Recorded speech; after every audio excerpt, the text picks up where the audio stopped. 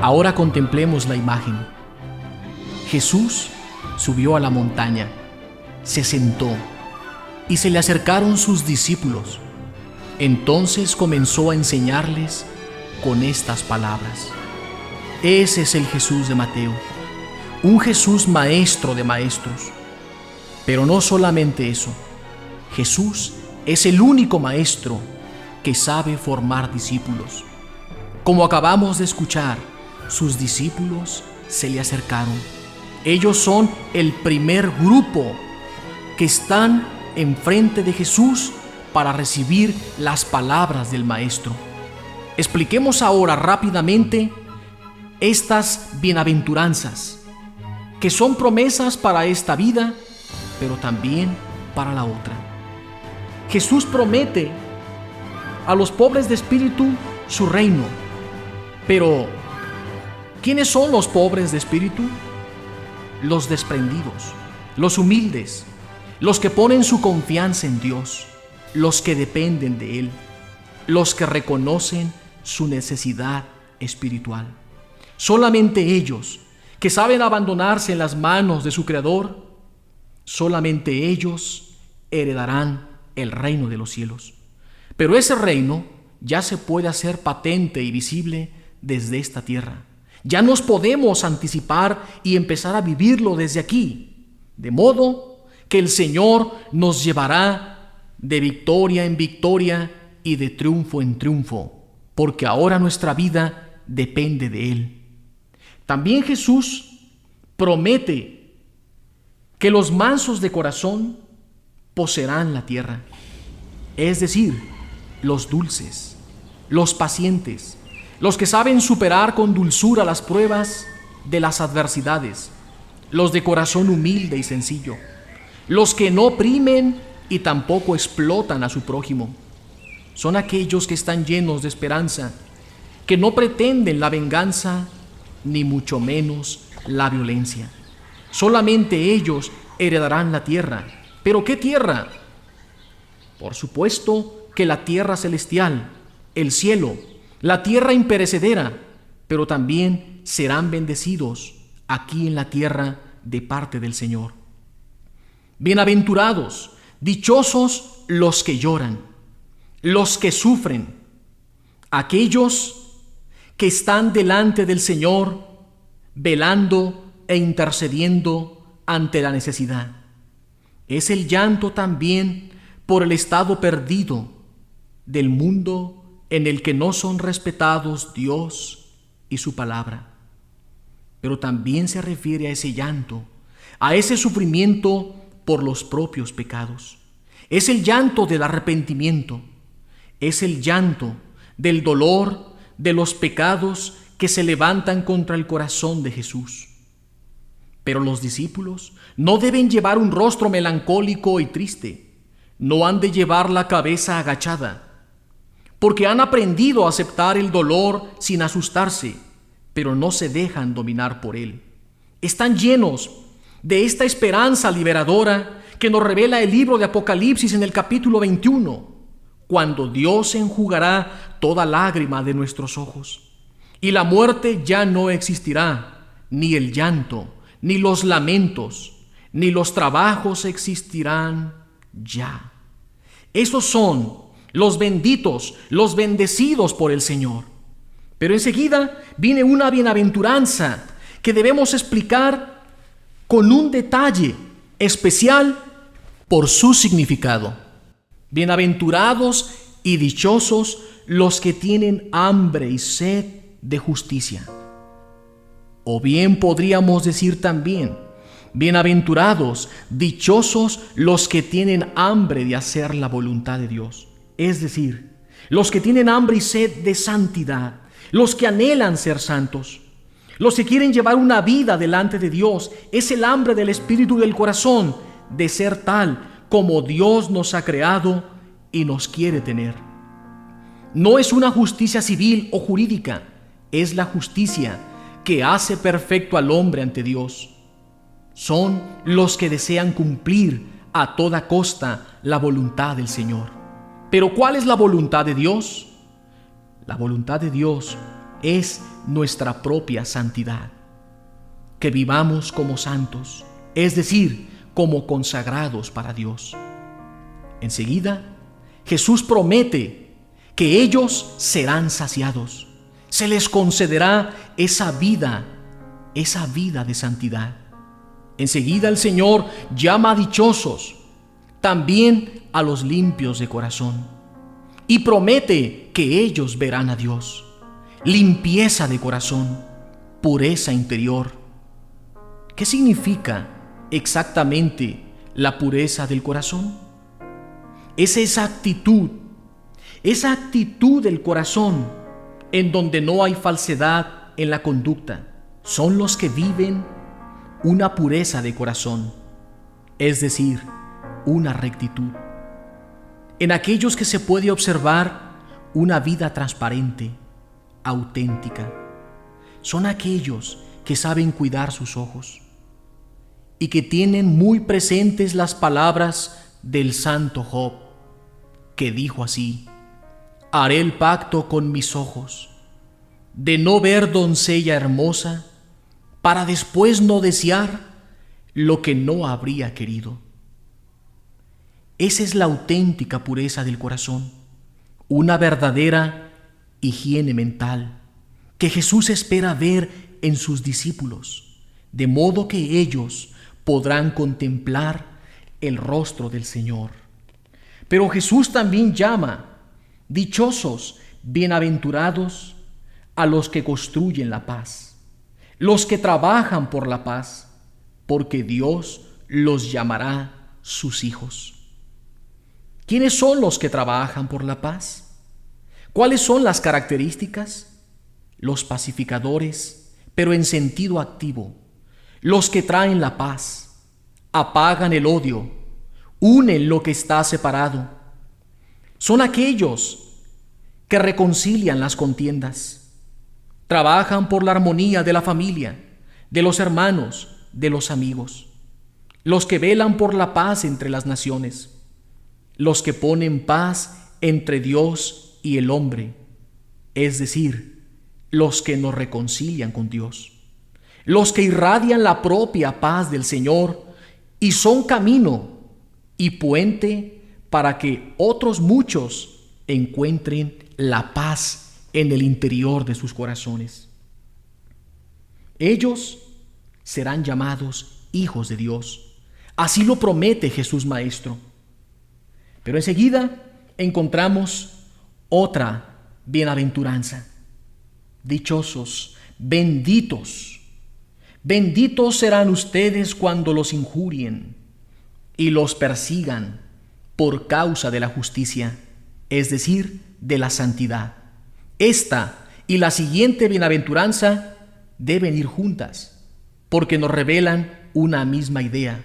Bienaventurados serán cuando los injurien y os persigan y digan contra ustedes toda clase de maldad y de mentira. Por causa mía serán perseguidos. Se trata nuevamente de la justicia de Dios, de la que debemos tener hambre y sed. Una justicia que hace santo al hombre. En todo tiempo ha habido persecución por enemistad personal, por aversión racial, por discordias, etc. Pero, ¿se puede ser perseguido por causa de la justicia? Juan Bautista fue encarcelado y muerto por ella. El mismo Jesús tuvo que experimentarlo en su propio destino. También puede aplicarse a los que son sus discípulos, perseguidos por causa de la justicia y perseguidos por causa de Jesús. Son dos ideas que se aplican mutuamente. El que sufre persecución por causa de Jesús, al mismo tiempo es perseguido por causa de la justicia. Pero alegraos y regocijaos, porque en todo esto salimos vencedores, gracias a aquel que los amó. Jesús promete para todos ellos la alegría, el regocijo, porque será grande su recompensa en los cielos. Y Jesús concluye así: pues así persiguieron a los profetas que vivieron antes que ustedes. Solamente aquellos que cumplen las bienaventuranzas podrán ser sal y luz para este mundo que vive en tinieblas. El que escucha mis palabras y las pone en práctica es como aquel hombre prudente que edificó su casa sobre roca. Cayó la lluvia, vinieron los torrentes, soplaron los vientos y arremetieron contra la casa, pero no se derrumbó, porque estaba cimentada sobre roca. Sin embargo, el que escucha mis palabras y no las pone en práctica es como aquel hombre necio que edificó su casa sobre la arena. Cayó la lluvia, vinieron los torrentes, soplaron los vientos, chocaron contra la casa y ésta se derrumbó y su ruina fue grande. Cuando Jesús terminó este discurso, la gente se quedó admirada de su enseñanza, porque les enseñaba con autoridad y no como los maestros de la ley. Palabra de Dios.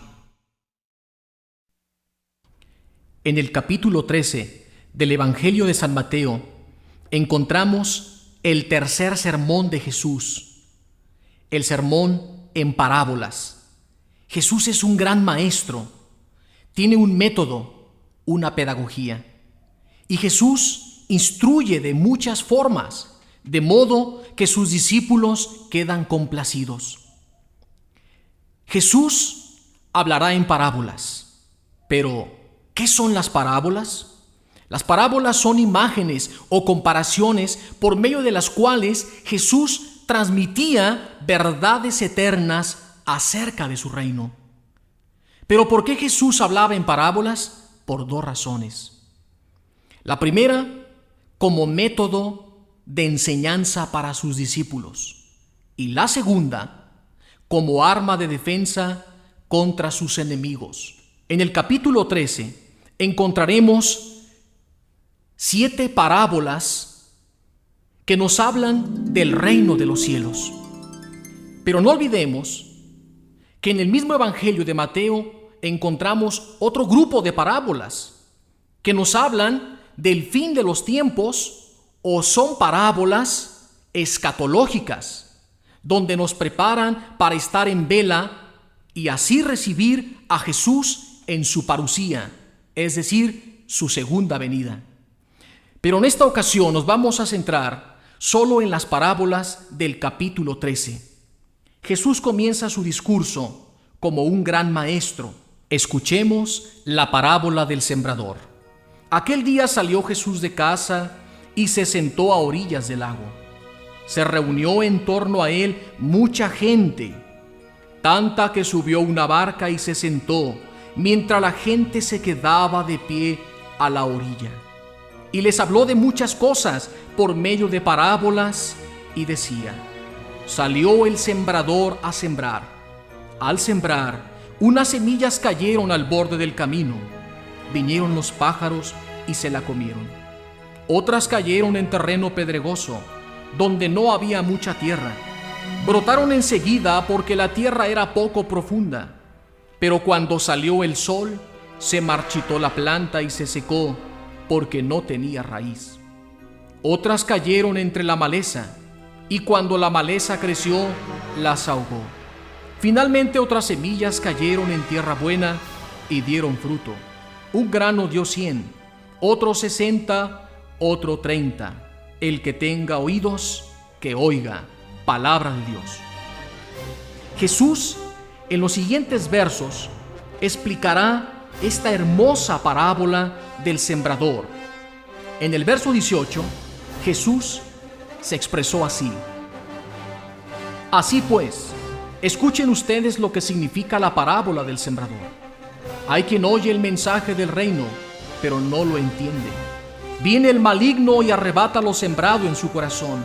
Este es como la semilla que cayó al borde del camino. La semilla que cayó en terreno pedregoso es como el que oye el mensaje y lo recibe enseguida con alegría, pero no tiene raíz en sí mismo. Es inconstante y al llegar el sufrimiento o la persecución a causa del mensaje, enseguida sucumbe.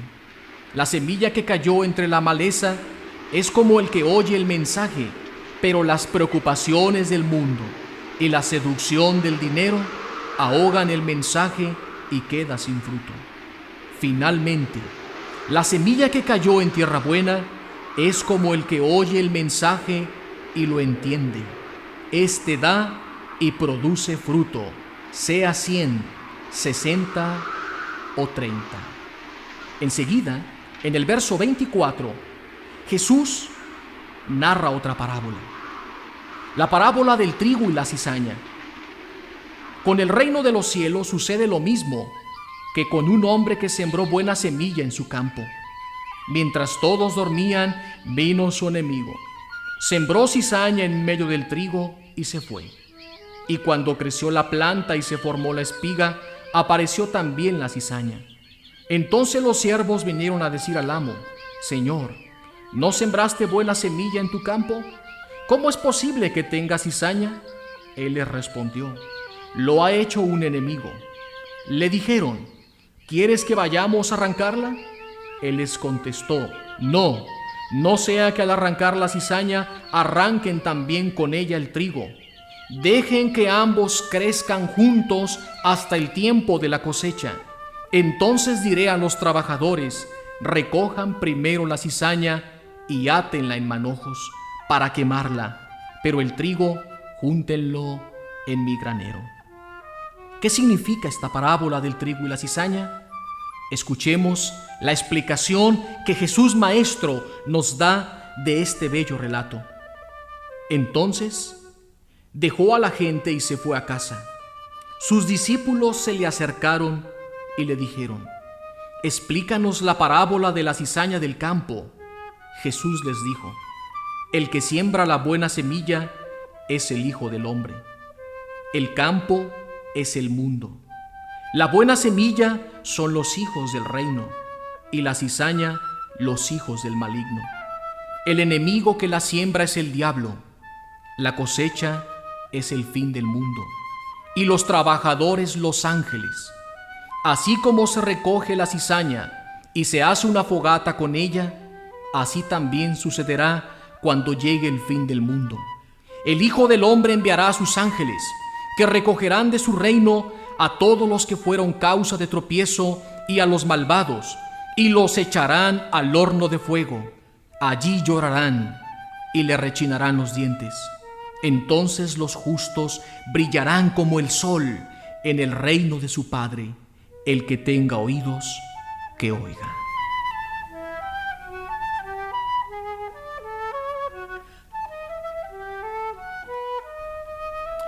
Jesús propuso otra parábola.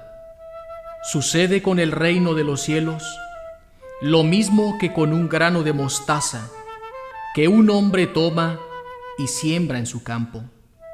Es la más pequeña de todas las semillas, pero cuando crece es mayor que las hortalizas y se hace como un árbol, hasta el punto que los pájaros del cielo pueden anidar en sus ramas.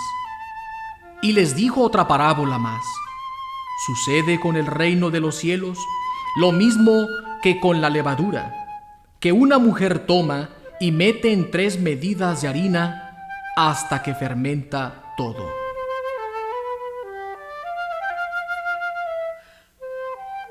Sucede con el reino de los cielos lo mismo que con un tesoro escondido en el campo. El que lo encuentra lo deja oculto, y lleno de alegría va y vende todo lo que tiene y compra aquel campo. También sucede con el reino de los cielos lo mismo que con un comerciante que busca perlas finas, y que al encontrar una de gran valor se va a vender todo lo que tiene y la compra.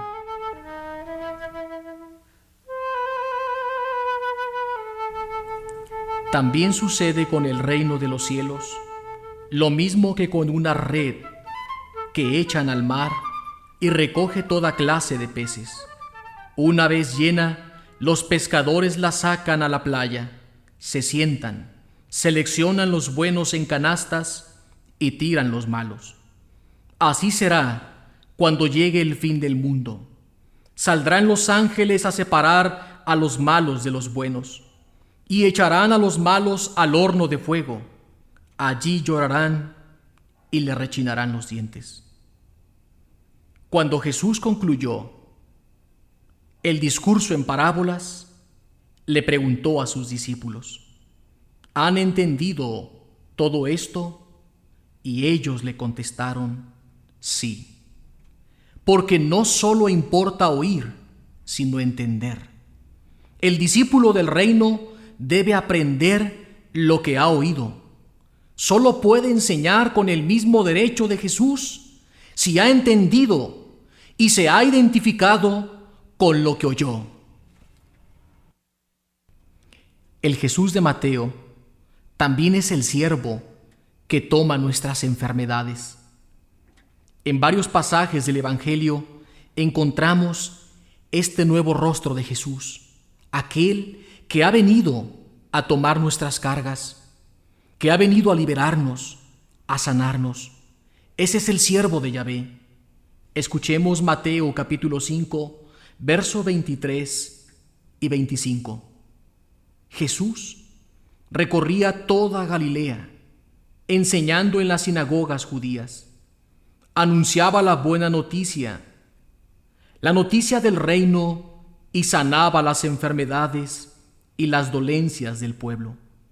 Su fama llegó a toda Siria. Le trajeron todos los que se sentían mal, afligidos por enfermedades y sufrimientos diversos, endemoniados, lunáticos y paralíticos, y él los sanó. Y lo siguió mucha gente de Galilea, de la Decápolis, de Jerusalén, Judea y del otro lado del Jordán. Ese es Jesús. En su actividad de siervo que toma nuestras enfermedades, Jesús sigue cumpliendo su palabra. En el verso 35 del capítulo 9 encontramos este resumen. Jesús recorría todos los pueblos y aldeas, enseñando en las sinagogas judías, anunciando la buena noticia del reino y sanando todas las enfermedades y todas las dolencias. Y en Mateo 15, verso 29 y siguientes, se nos presenta una vez más a Jesús como el siervo que toma nuestras enfermedades. Jesús partió de allí y se fue a orilla del lago de Galilea. Subió a la montaña y se sentó. Se le acercó mucha gente, trayendo cojos, ciegos, sordos, mancos y otros muchos enfermos. Los pusieron a sus pies y Jesús los sanó. La gente se maravillaba al ver que los mudos hablaban, los mancos quedaban sanos, los cojos caminaban y los ciegos recobraban la vista, y se pusieron a alabar a Dios. Ese es el siervo de Yahvé, el siervo que toma todas nuestras dolencias, enfermedades, problemas, todas nuestras cargas. Pues así Jesús mismo nos lo ha dicho: vengan a mí todos los que están fatigados, vengan a mí todos los que están agobiados, y yo los aliviaré. Jesús es el siervo de Yahvé, como lo había predicho el profeta Isaías, que Él llevará nuestras enfermedades y que por sus llagas hemos sido curados, cuya obra de salvación se realiza mediante su muerte, pues Él toma sobre sí todos nuestros pecados. En Él se cumple también la profecía del siervo de Yahvé de Isaías capítulo 42, versículo del 1 al 4, que también Mateo ha colocado en el capítulo 12, versículo 15 y siguientes. Este es mi siervo, a quien elegí, mi amado, en quien me complazco.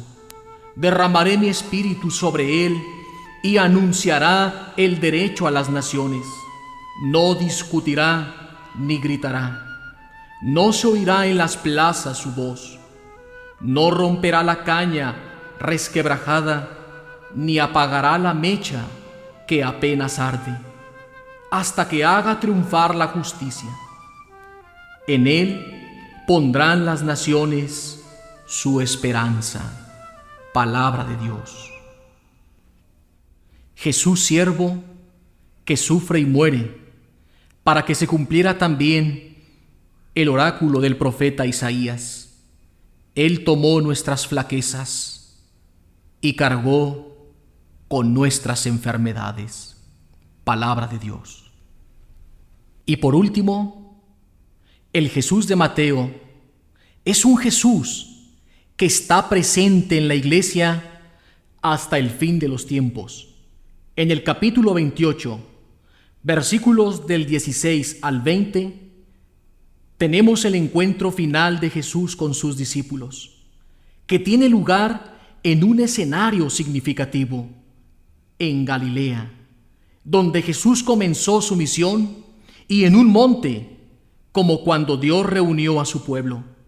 Las últimas palabras de Jesús son una invitación a regresar al principio del Evangelio para escuchar de nuevo sus enseñanzas y contemplar sus signos, como enseñanzas y signos de Jesús resucitado, y son también una exhortación a comunicar a otros la buena noticia desde la certeza de que el resucitado sigue presente en medio de su iglesia.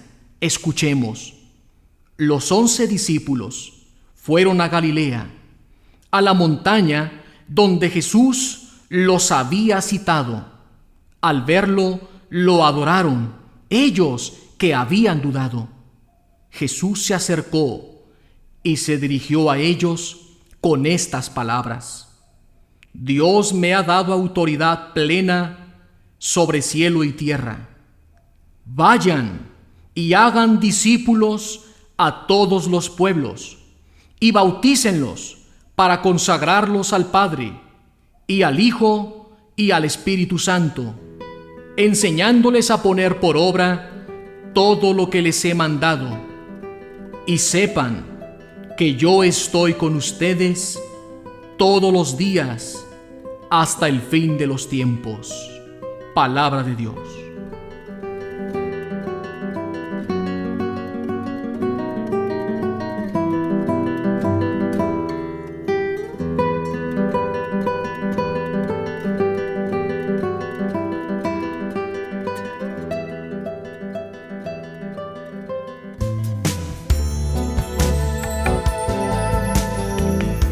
Amigo, amiga, te invitamos a hacer buen uso de la audiocolección La Palabra, no reproduciendo esta grabación sin su correspondiente autorización. Muchas gracias.